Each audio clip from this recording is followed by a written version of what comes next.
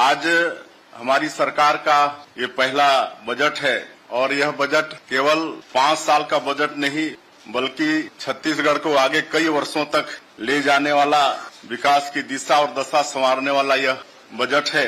यह बजट बिना किसी नए कर प्रस्ताव के और मौजूदा करों में बिना किसी वृद्धि के प्रदेश का राजस्व बढ़ाने वाला यह बजट है। यह बजट हमारी सरकार का विजन डॉक्यूमेंट भी है। इस बजट में विशेषकर 4 क्षेत्रों में फोकस है। ज्ञान, जी का मतलब है गरीब, गरीब लोगों पर यह बजट फोकस है।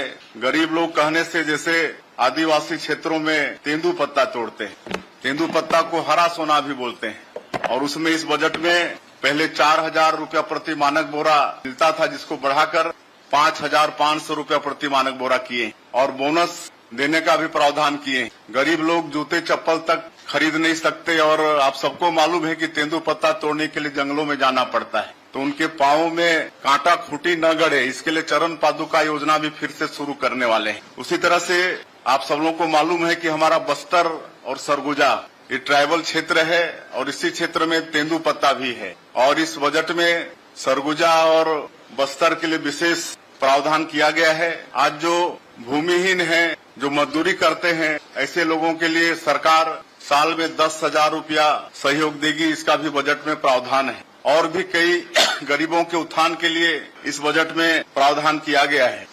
उसी तरह से वाई का मतलब हुआ युवा, यूथ के लिए भी इस बजट में बहुत प्रावधान है।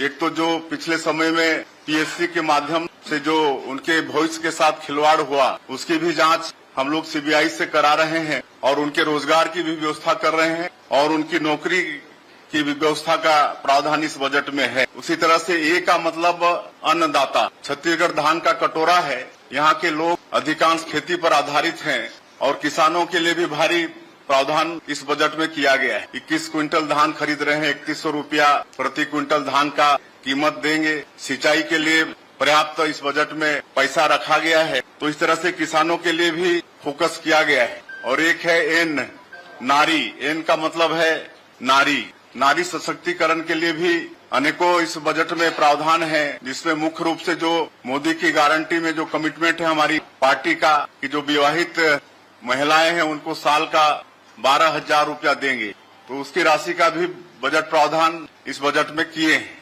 तो मुख्य रूप से ये 4 बातें इसमें फोकस हैं। मतलब हम कह सकते हैं कि इस बजट में छत्तीसगढ़ के चहुमुखी विकास की परिकल्पना है। कोई भी क्षेत्र इसमें छूटा नहीं है। उसी तरह से किसानों के लिए कृषि उन्नति योजना में जो 3100 रुपया देने की बात की है, तो उसके लिए 10,000 करोड़ का प्रावधान किए हैं। जो अंतर की राशि है 917 रुपया प्रति क्विंटल, उसको एक मुश्त 24,72,000 किसान इस साल धान बेचे, उनके खाते में 10,000 करोड़ रुपया हम लोग इकट्ठे भेजने वाले हैं। 5 हार्स पावर तक किसानों को मुफ्त में बिजली देंगे, इसके लिए 3,500 करोड़ रुपए का प्रावधान हमारे बजट में किया गया है। और ग्रामीणों के लिए प्रधानमंत्री आवास, इसके लिए द्वितीय अनुपूरक में 3,800 करोड़ रुपया का प्रावधान किए थे और इस बजट में 8,369 करोड़ का प्रावधान किए हैं। पेयजल का बजट को दुगुना किए हैं, 5,047 करोड़ का पेयजल में बजट रखे हैं ताकि छत्तीसगढ़ के एक घर में नल के द्वारा शुद्ध पानी मतलब पहुंचा सकें। इसी तरह से स्वास्थ्य का बजट 1,272 करोड़ का है ताकि छत्तीसगढ़ के गरीब से गरीब लोगों तक स्वास्थ्य की सुविधा पहुंच जाए।